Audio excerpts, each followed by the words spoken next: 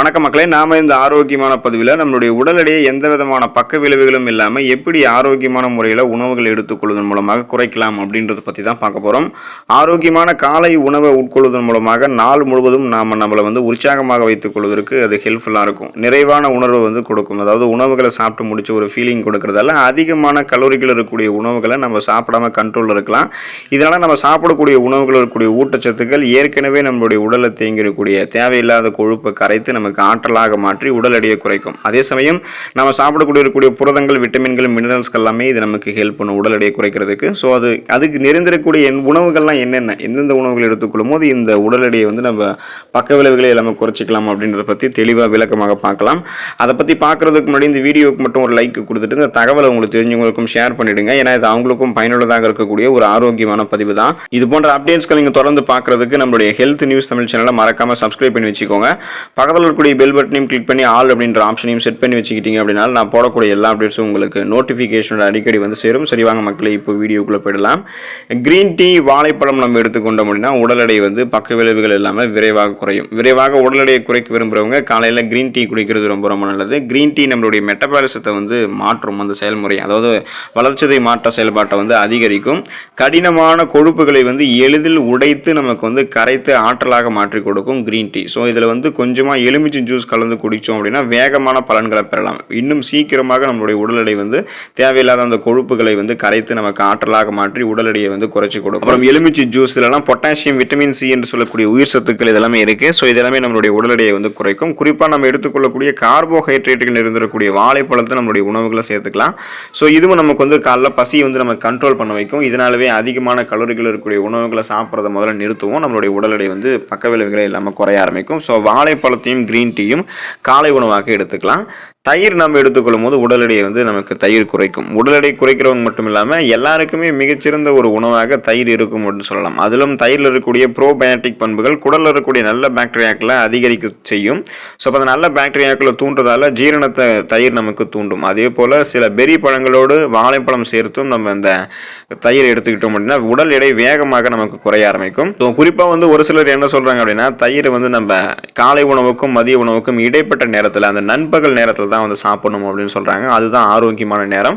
So நீங்கள் உடல் எடையை குறைக்கிறதுக்கு காலையில் தயிர் சாப்பிடுவதை காட்டிலும் உங்களுடைய காலை உணவுக்கும் மதிய உணவுக்கும் இடைப்பட்ட அந்த நண்பகலுக்கு முன்பாக தயிர் சாப்பிடுங்க. அதுதான் ரொம்ப நல்லது. தயிர் நீங்கள் சூடுபடுத்தியெல்லாம் சாப்பிட தேவையில்லை. நீங்கள் எந்த விதமான ஒரு இதுவுமே அது கூட சேர்க்க தேவையில்லை. அப்படியே உறைந்திருக்கக்கூடிய தயிரை சாப்பிட்றது உங்களுக்கு நல்லது. மண் சட்டியில் உரைய வச்சிருக்கக்கூடிய தயிர் சாப்பிட்டீங்கன்னா இன்னும் விரைவாக உங்களுடைய உடல் எடை குறைய ஆரம்பிக்கும். ஸோ அது உங்களுக்கு ரொம்ப ரொம்ப நல்லது. டோஃபு எடுத்துக்கிட்டீங்க அப்படின்னா உங்களுடைய உடல் எடை குறைய ஆரம்பிக்கும். காலை உணவில் புரதத்துக்கு பதிலாக சிலர் பன்னீரை சூஸ் பண்ணுவாங்க. பன்னீரில் கூட கொழுப்பு இருக்கும். இதுக்கு பதிலாக டோஃபு சூஸ் பண்ணி நம்ம எடுத்துக்கலாம். அதனால் பன்னீரை நீங்கள் சாப்பிடாதீங்க.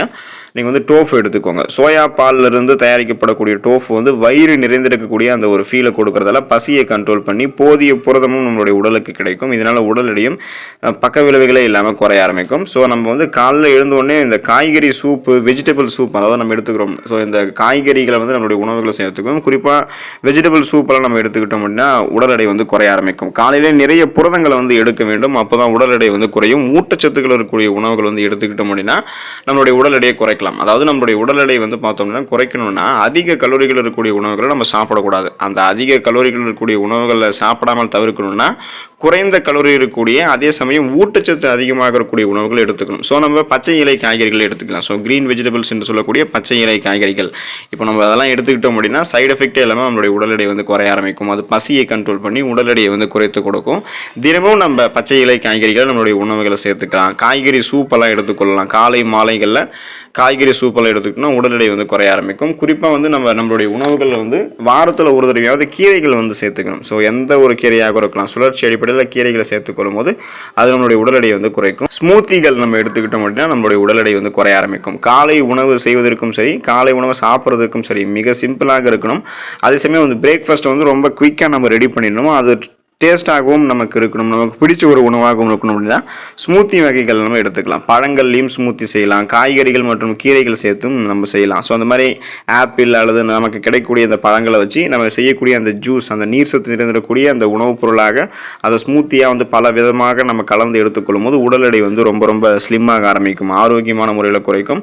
ஸோ இதில் பால் சேர்க்கும்போது கொழுப்பு நீக்கப்பட்ட பாலாக நீங்கள் சேர்த்துக்கிட்டிங்கன்னா அது நல்லது. அதுதான் உங்களுடைய உடல் எடையை வந்து குறைக்கிறது ஹெல்ப் பண்ணும். சோயா பால் அல்லது கொழுப்பு நீக்கப்பட்ட பாலோட சேர்த்து ஓட்ஸ் சாப்பிட்டீங்கன்னா அந்த ஓட்ஸ் வந்து உங்களுடைய உடல் எடையை குறைக்கும். ஓட்ஸ் வந்து உலகில் வந்து மிகவும் பாப்புலராக இருக்கக்கூடிய ஒரு ஃபுட்டு. உலகம் முழுவதும் பிரபலமான காலை உணவுகளில் ஒன்றாக ஓட்ஸ் இருக்குது. ஆனாலும் டயட்டில் இருப்பதற்கு பலரும் வந்து காலையில் ஓட்ஸ் சாப்பிடலாமா கூடாதா அப்படின்ற ஒரு சந்தேகத்தோடு இருப்பாங்க. ஓட்ஸ் அப்படின்றது குறைந்த கலோரிகள் இருக்கக்கூடிய, அதே சமயம் ஊட்டச்சத்துக்கள் அதிகமாக இருக்கக்கூடிய ஒரு உணவு. இதை நம்ம மிக எளிதாக சோயா பால் அல்லது குறைந்த கொழுப்பு இருக்கக்கூடிய பாலோடு சேர்த்து காலை உணவாக எடுத்துக்கிட்டோம்னா புரதம் நமக்கு கிடைக்கும், பசியை கண்ட்ரோல் பண்ணும், உடல் எடையை வந்து நம்ம கட்டுக்குள்ளே வச்சுக்கலாம். ஸோ மிக சிறந்த ஒரு உணவாக இந்த ஓட்ஸ் நமக்கு இருக்கும். மெட்டபாலிசம், அந்த வளர்ச்சிதை மாற்றம் அதிகரிக்கப்படும். ஸோ அதனால் நம்ம வந்து மாதிரி வால்நட்ஸு, சோயா பால் நீக்கப்பட்ட கொழுப்பு, அது கூட வந்து கொழுப்பு நீக்கப்பட்ட பாலோட ஓட்ஸை சேர்த்து சாப்பிட்லாம். தானியங்கள் நம்ம எடுத்துக்கொண்டோம் அப்படின்னா இந்த முழு தானியங்கள் உடல் எடையை குறைக்கிறதுக்கு ரொம்ப ரொம்ப ஹெல்ப் பண்ணும். உடல் எடையை குறைக்க நினைக்கிறவங்களாம் எல்லா வகையான தானியங்களுமே எடுத்துக்கொள்வது சிறந்தது கிடையாது. நார் சத்து நிறைந்திருக்கக்கூடிய பார்லி, ஓட்ஸ் உள்ளிட்ட தானியங்களை மட்டும்தான் காலை வேலைகளில் இந்த மாதிரி பிரேக்ஃபாஸ்ட் டைமில் எடுத்துக்கணும்.